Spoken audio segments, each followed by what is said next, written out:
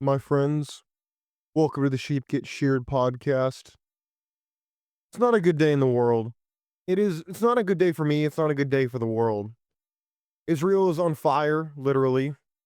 And today's episode is about Christians, Jews, Muslims, religion. I was told once by my mother, God bless her, that you shouldn't really talk about religion or politics because it tends to isolate people, and people tend to not be too happy about those two subjects, especially on first dates. Well, here I am on the Sheep Get Sheared podcast. We talk a lot about religion and politics on this show. Why? Because it's very relevant to your life, and overwhelmingly, people don't want to talk about it with their friends, with their family, because it's so polarizing. You'd rather listen to people like me talk about it, people in the media, people in podcasting. You'd rather hear us talk about it, whether you agree with us or disagree with us. But I want to title this show, The Cross is Cracked. Why would I say such a thing, and what does it mean? It's very simple. The cross is cracked because I don't know why, but overwhelmingly, I keep seeing on social media, especially on X, Christians supposedly coming out and saying that Jews are no good, Israel's the synagogue of Satan, they're no good, and that we need to get rid of the state of Israel. And I say, wait, hold up a second, Austin. I mean, anybody over the age of 30 or 40, or people who are younger who've actually read history and pay attention to these things and they follow the bouncing ball, they'd be aware that the older people support Israel and the younger people tend to support Palestine. Get a whole show on it. But I think we need to back it up. We need to really touch the history down, because the heart of everything that's related to the Middle East, you can't say the Middle East without really bringing up the Crusades. What were the Crusades? Well, let's talk about the history of the Crusades. They started in 1095 AD and ended in about 1291. In 1095, Pope Urban II launched the first crusade to reclaim Jerusalem and the Holy Land from Muslim rule. Oh yes, your friends, the Muslims, the mullahs that you now see in Iran, the mullahs you see in Afghanistan, the mullahs you see in Iraq, Syria, Saudi Arabia. Don't need to go down the list. Pakistan. Don't need to go down the list here. You know why you see them taking over everywhere? Answer: because they've been doing it since the last 1,000 years. That's why. Nothing new are we seeing today. The suicide bombings we see all over the West, the shootings, the Allah Akbar people, it's not new. It's been going on for years. And by years, I mean at least 1,000 years. It's been going on, and yet you have people like, oh, what was her name? Her name was Victoria something, the woman who disrupted that Muslim rally. She had serious guts, I gotta tell you. She had some serious guts. I mean, I love this woman. But then you have people, nice-looking white people, black people, Hispanic people, Asian people, Indian people, that get up on social media and they're like, oh, no, no, no. There's nothing wrong with Muslims. I mean, I know some Muslims. Overwhelmingly, they seem like peaceful people. I mean, they gave me some pita bread, and they don't seem so bad.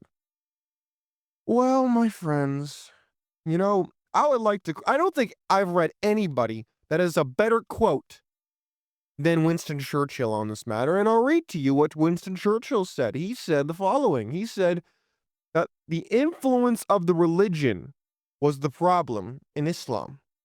While individual Muslims might demonstrate virtuous qualities, it is the influence of the religion that is as dangerous in a man as hydrophobia in a dog. Now, you might be offended by that. You might say, why are we bringing up dogs? Well, number one, Muslims hate dogs. Oh, you didn't know that, did you? Oh, yeah. On top of not wanting you to eat bacon in your ham sandwich at lunchtime, they also don't like dogs. They view them as filthy animals. That means all you nice liberal white women who have 2 dogs instead of 2 kids, they're coming for your dogs, in case you didn't know. Oh yeah, you ever seen these videos on social media where these nice Arabic Pakistani kids are poking dogs with sticks, trying to get them all riled up when the dog is angry? Oh, yeah. It's very real. And unfortunately, people don't want to talk about that. It's only that Israel's bad. Is Israel perfect? No. Whoever said it was. It's like every other country on earth. It's not it's not sacred in the sense that it's you can't be they're not infallible people. In fact, they're run by arguably worse leftists than what we see in America, if you can believe it.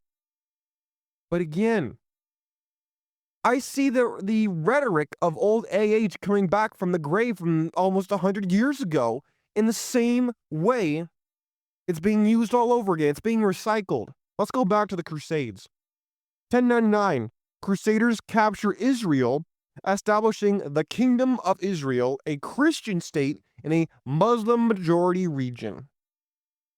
Next event was 1147 to 1149. A second crusade falls to recapture. The second crusade is launched to reconquer the territory. In 1187, Muslim general Saladin retakes Jerusalem, sparking the crusade, the third one that is, led by Richard the Lionhearted. Sound familiar? 1204, Fourth Crusade is diverted to Constantinople and it weakens Christian unity. Next, 1217 to 1272. Last Crusades, the 5th through the 9th, if you can believe if you can believe it, gradually fail to regain any ground. And then the fall of Acre ends the Crusaders' presence in the Holy Land in 1291.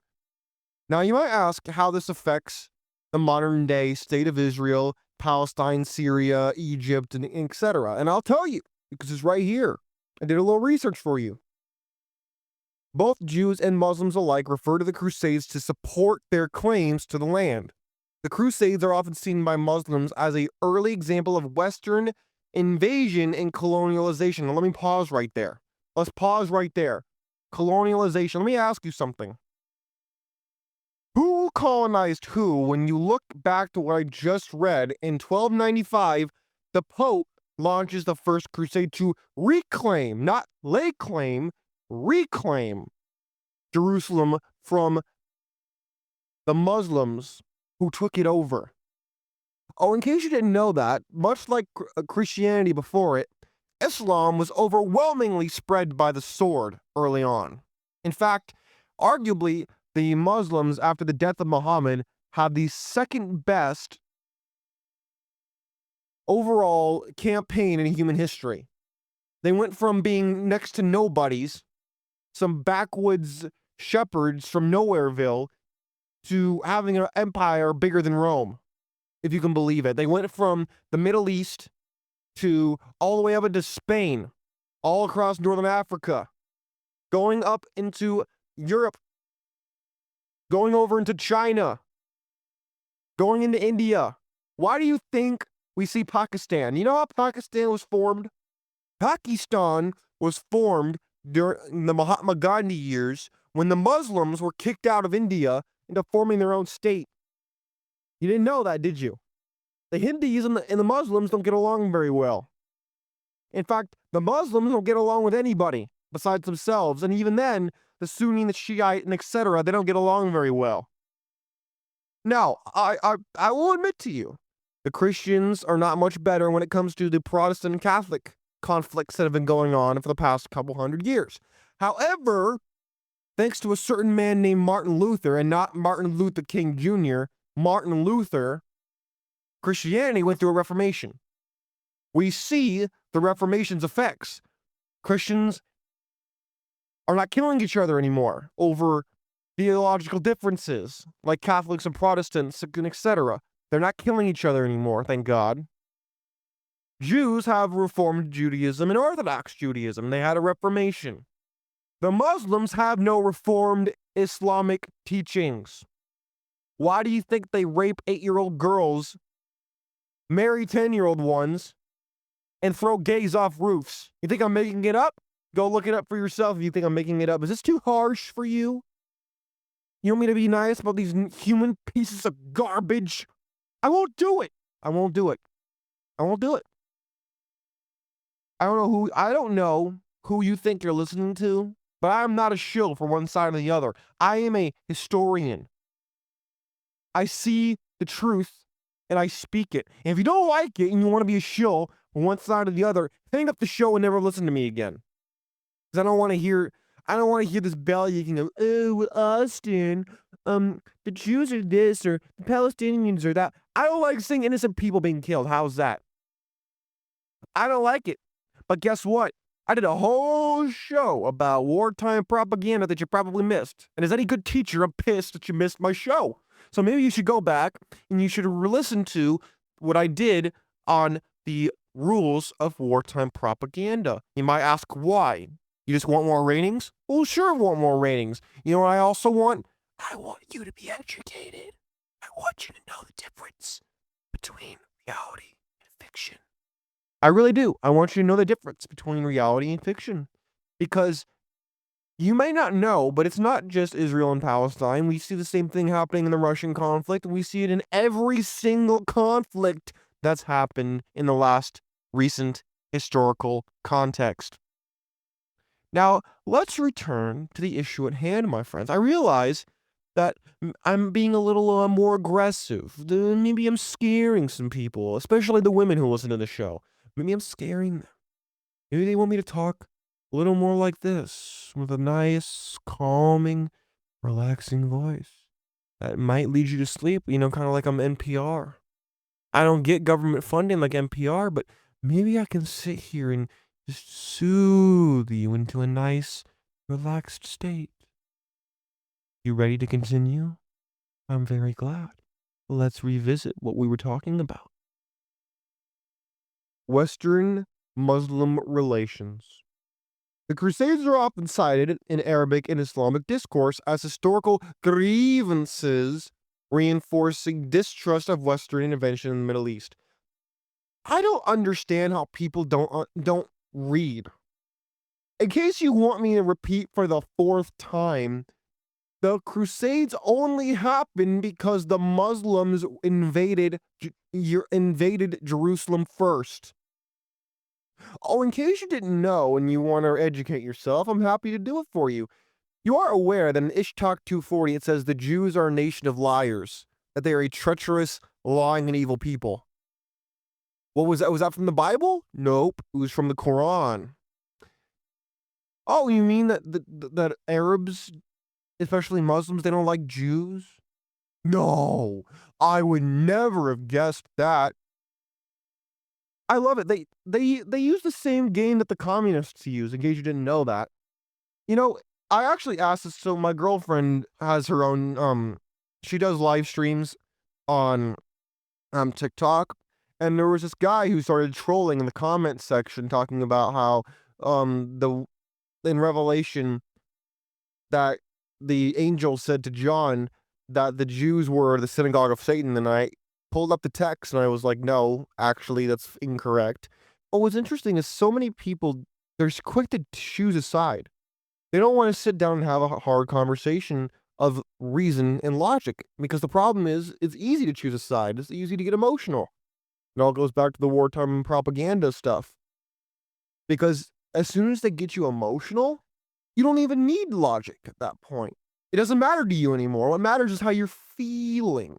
That's what matters when it comes to, that's why so many things, if you look in the media, are designed to make you feel sympathetic to people. For all you know, they're trying to make you feel bad for some gangbanger who just got shot. Oh no, I feel so bad. Somebody got killed. You don't know who it was. Don't know what they did.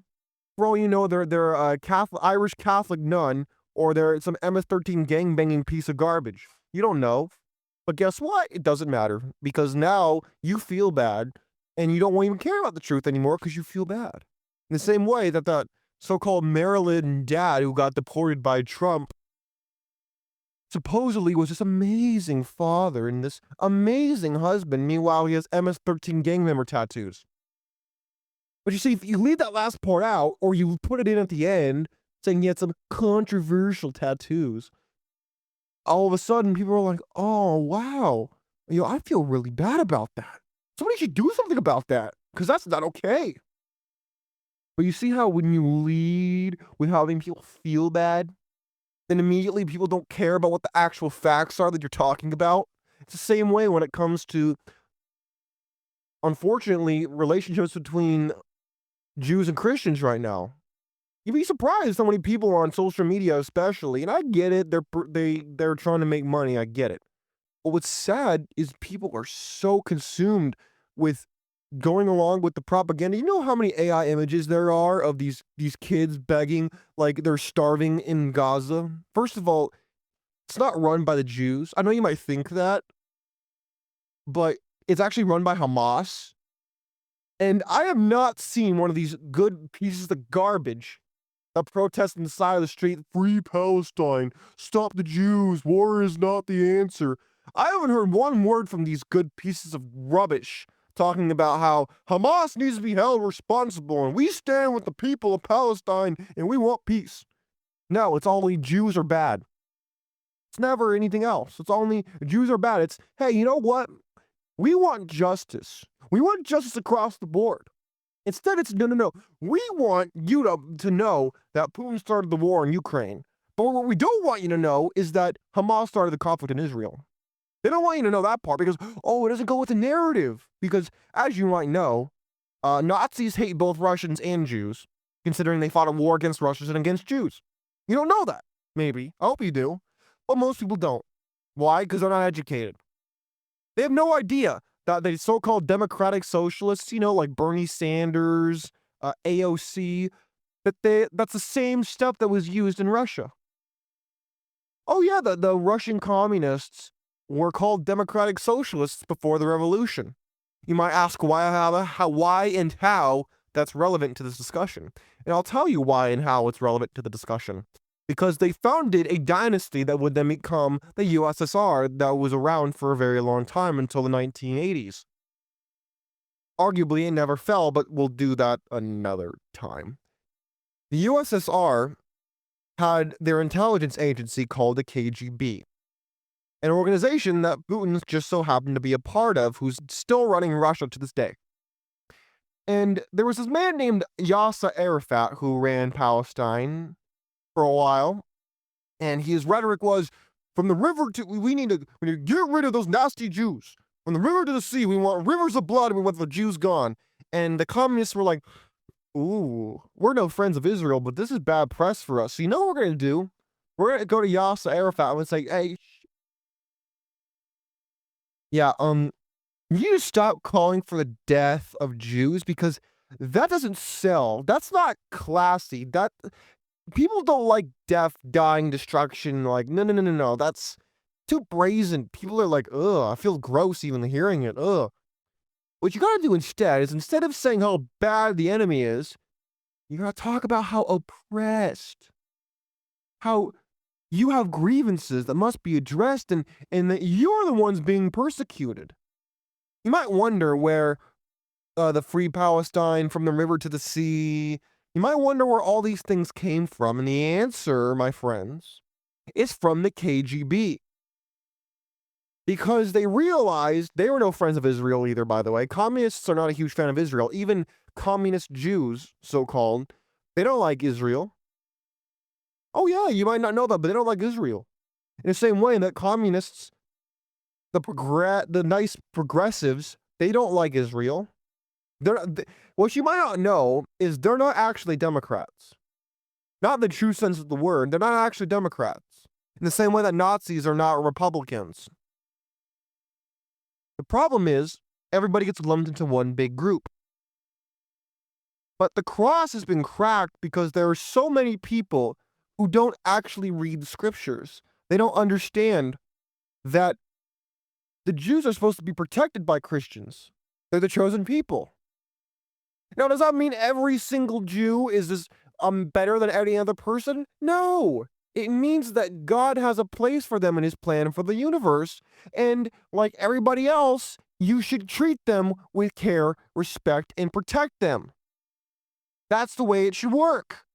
But the problem is, we've been so subverted and lied to by these sleeper agents, these bad actors, into believing the exact opposite, that the Jews are the problem. Let me ask you something. Let's say that all of a sudden, all these Nazis, these Muslims, these people, they got their wish, that suddenly all Jews are gone. Who's the next scapegoat? Do I dare ask the question? I just did. Who's the next scapegoat? Because there's always going to be one. Who is on the chopping block next? You know, in the French Revolution, there was a saying that the guillotine was always thirsting for blood. Because initially they turned the guillotine upon their enemies. Before long, they turned it upon their friends and eventually on themselves. The gutters of France running red with the blood of the guillotine's victims. And the problem is people don't know their history. They don't understand that the French Revolution is exactly the same, mirrored after the Russian one, and the one that's coming in America not very long from now. In fact, we're already in the beginning stages of it. Now, my friends, you might ask me, what does this have to do with the cross being cracked? And the answer is because Christianity is losing its fervor and its passion. And the only people who have passion in the Christian church seem to be the bad actors, the ones talking about how nasty Jews are. They seem to be the loudest voices. It's either one side of the aisle you got gay marriage is great, and on the other side you got Jews are bad. And everybody in the middle is just milquetoast, and they're basically just a social club. The problem is we don't have leadership in the Christian church. That's why I have a hard time going to church. Because there's not real leadership. It's just religion incorporated, with the fanatics being the crazies, and they're leading people astray for the most part, in my opinion. That's why I wrote a book about, as a man, going your own way, but not giving up on your spirituality. It's on your screen right now. It's called Biblical Bachelor. I'm going to revise it and write I have new books coming out. It's just expensive to write books and self-publish. My friends, it's important for us as men and women of the Sheep Get Sheared podcast. The reason I call it the Sheep Get Sheared podcast, I've told this story multiple times, I know. I'm going to do it again. The reason I am going to tell you this again is it's relevant. The reason I named the podcast what it is because the wolves are getting smarter. See, back in the day, the wolves would just slaughter sheep and eat them and move on. But now they're getting smarter. They realize, you know what? Instead of slaughtering them and having a one-time fix, I'm going to shear the wool and it'll grow back and I'll come back and take more. In other words, they're going to continually use you. They're going to make you into their slave, whether it be physically or mentally. And once they got your mind, they have your soul, they have everything else they need. Do not fall for the tricks. The wolves in sheep's clothing are all around you. The problem is people are scared. They're scared to speak out like I do on this show. They're afraid to stand out because if they stand out, they're afraid they're going to get played whack-a-mole with by the bullies in the mainstream media, the bullies in the schools, the bullies maybe you have in your family, the nice so-called progressives who would rather have an illegal alien come in the country than a hardworking white man. You want to get down and dirty with it? I'll get down and dirty. The white man and the black man are being replaced by the illegal alien piece of rubbish. But the problem is people don't care about that. Not enough. The silent majority needs to pick up their swords, metaphorically speaking, and be the Odysseus, go on a journey to stop the Cyclops juggernaut and stop this insanity. The infidels need to come together and fight the influx of people who are coming to their doors as barbarians and beating their gates down. Am I saying all immigrants are bad? No, of course not. There are great immigrants to this country. The problem is, there are the legal ones, not the illegal ones. There's a distinction. There's a difference. The problem is people don't want to know the difference. They think just immigrant. They don't think illegal versus legal. They don't care.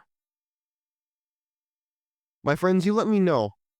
You have these Christian friends, so-called, who hate Jews? I gotta know. I see a trend happening and I want it to stop.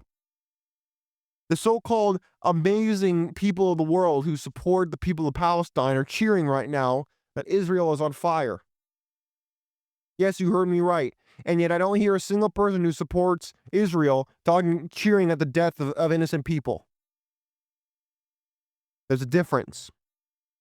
My friends, let me know what you think. Let me know if this has impacted you personally. I want to hear about it. Until then, take care of yourself. I'm out. Peace.